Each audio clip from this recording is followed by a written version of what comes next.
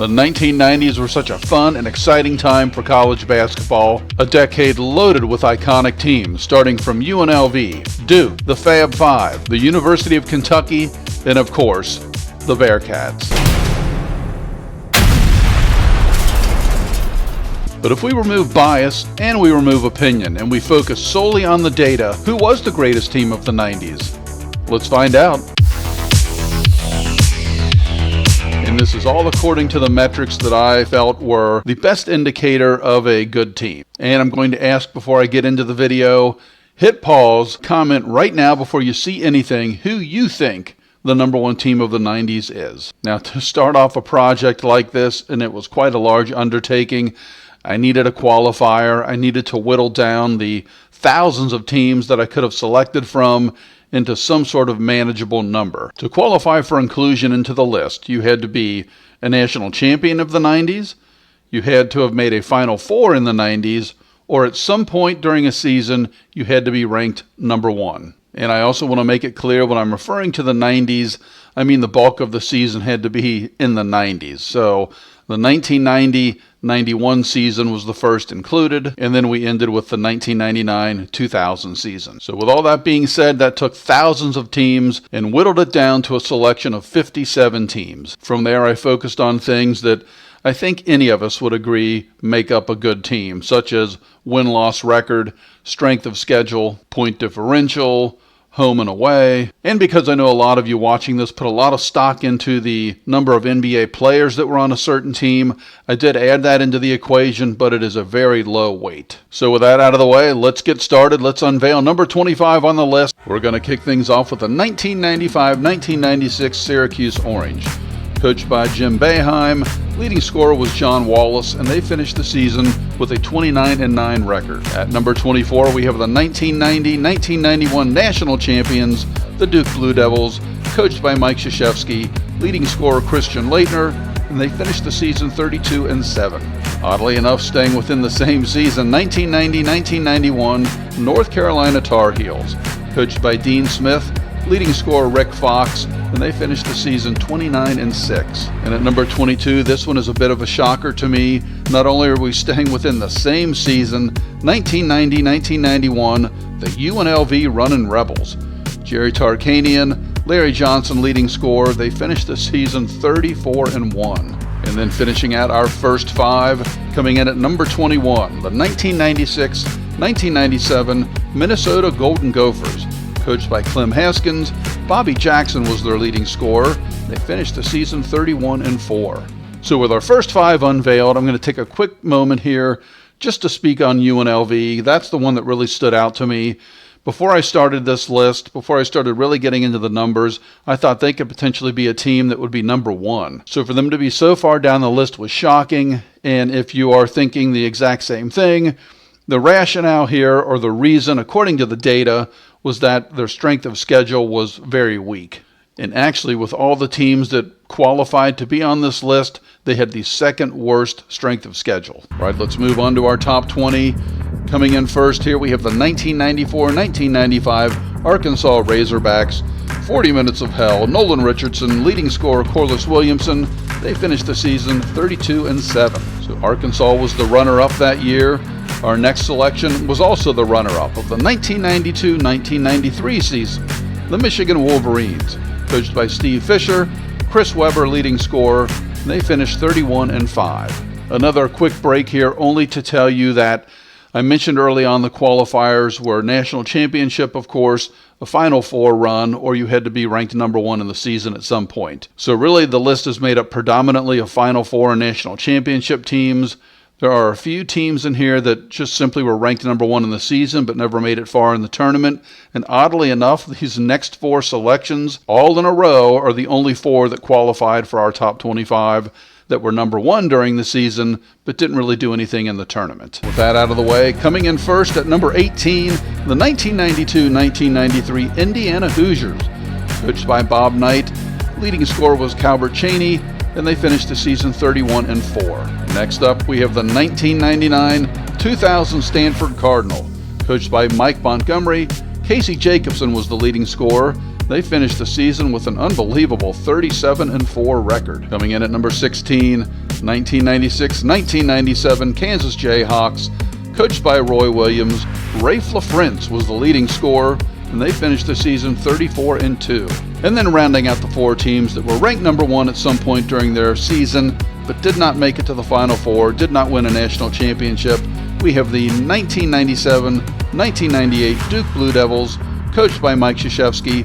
Rashawn McLeod was the leading scorer, and they finished the season 32-4. So just to stay within that grouping of four that I mentioned, did not get to the Final Four of the national championship. I thought it was interesting, not that they made the list. They were all excellent teams, but they were lumped together here at this spot. So I did go one over how I wanted to unveil these. And really what stood out to me here was that Nolan Richardson Arkansas team finished as low as they did. I would have thought they would have been higher. The same for the Fab Five. They were just so iconic, such an excellent team. I didn't expect them to be quite as low on the list. And then a team maybe lost in history a little bit, that Stanford Cardinal team, 37 wins, which tied them for the most wins on this list. All right, let's round out our hierarchy here. Let's start with number 14, the 1999-2000 national champions, the Michigan State Spartans, coached by Tom Izzo. Morris Peterson was the leading scorer. They finished 32-7. And that's a team that broke my heart. Nothing to do with Michigan State, and I love Tom Izzo as a coach. But that was the year I finally thought my Bearcats would win the national championship. Kenyon Martin broke his leg. Who knows what would have happened? But regardless, Michigan State, a worthy champion and a fantastic team. At number 13, we have the 1995-96 University of Massachusetts Minutemen, coached by John Calipari. The human eraser, Marcus Camby, fantastic collegiate player, excellent NBA player as well, led that team, and they finished with a fantastic record of 35-2. We have another North Carolina entry here on the list. 1996-1997, Dean Smith. This was the Anton Jamison team, and they finished the season 28-7. And then rounding out this grouping, the 1998-1999 University of Connecticut Huskies, national champions, coached by Jim Calhoun. Richard Rip Hamilton was the leading scorer, and they finished the season 34-2. So with that grouping, I'm not going to really go into any detail. I already mentioned Michigan State. Still a killer. I can't even think about it to this day. All these years later, it breaks my heart, so let's just move on. And before I unveil the top 10 here, I'd ask you to take a moment, if you're a college basketball fan, if you like content like this, if you made it this far in the video, please give me a thumbs up. Consider subscribing to the channel. I'm a brand new channel. I'm trying to grow. So if you would even consider sharing on any of your social media platforms, that would be greatly appreciated. Kicking off the top 10, we go to 1996-1997. We have the Kentucky Wildcats. Coached by Rick Pitino, Ron Mercer was the leading scorer, and they finished the season with a 35-5 record. At number 9, the 1992-1993 national champions, the North Carolina Tar Heels. Coached by Dean Smith, Eric Montross was the leading scorer, and they finished the season 34-4. At number 8, we have the 1994-1995 national champions, the UCLA Bruins. Coached by Jim Herrick, Ed O'Bannon was the leading scorer, and they finished the season 31-2. Our run of national champions continues. At number 7, the 1991-1992 Duke Blue Devils. Mike Krzyzewski, head coach, Christian Laettner, leading scorer, and they finished 34-2. And we round out the group here with an interesting selection, the 1998-1999 Michigan State Spartans. So the year before the national championship, Tom Izzo, Morris Peterson put together another fantastic season, 33-5. So 10 through 6 was a heck of a group. We had 3 national champions, 1 runner-up, and 1 Final Four team. If any surprise, it was just that Christian Laettner Duke team was as low as they are, and they're extremely high on the list. But again, going into this, I thought they could potentially be the number 1 team. And then, of course, the name Ed O'Bannon pops out. And if you were a fan of the video games back in the day, 2K8 was the final collegiate basketball game. That had a lot to do with Ed O'Bannon, a class action lawsuit against the NCAA, which really was the crux of what turned into NIL today. But I won't go into detail on that. You can look that up on your own. So it's time to unveil the top 5 teams of the 1990s, and we're going to kick things off at number 5 with the 1997-1998 national champions, the Kentucky Wildcats, coached by Tubby Smith. Jeff Shepard was the leading scorer, and they finished the season 35-4. At number 4, we have the 1994-1995 North Carolina Tar Heels. Gene Smith back on the list yet again. Jerry Stackhouse was the leading scorer, and they finished the season 28-6. In the number 3 spot, we are staying with the North Carolina Tar Heels. This time, 1997-1998. This was the team coached by Bill Guthridge. Anton Jamison was the leading scorer, and they finished the season 34-4. So that takes us to the final 2. Every time I've done a list like this, I've gone in with a preconceived notion of, okay, well, this team's going to be number 1. It'll be interesting to see who else is on the list. Every time I've been wrong. This is a case where I was wrong yet again. I had a team that I'm like, they're certainly going to be number 1. There were teams like the Christian Laettner Duke team or that UNLV Runnin' Rebels team that I thought maybe could get to number 1. But again, this element of surprise is always what makes these lists fun. But anyway, you're tired of seeing me. You want to see the final 2 teams, so here we go. In the number 2 spot, we have the 1995-1996 national champions, the Kentucky Wildcats, coached by Rick Pitino. Leading scorer was Tony Delk. They finished the season 34-2. And yes, when I started this project, I knew they were going to be the number 1 team on the list, without question, and I was wrong again. So who's number 1? Somewhat surprisingly to me, not a national champion. They were a runner-up. The 1998-1999 runner-up to be exact, the Duke Blue Devils.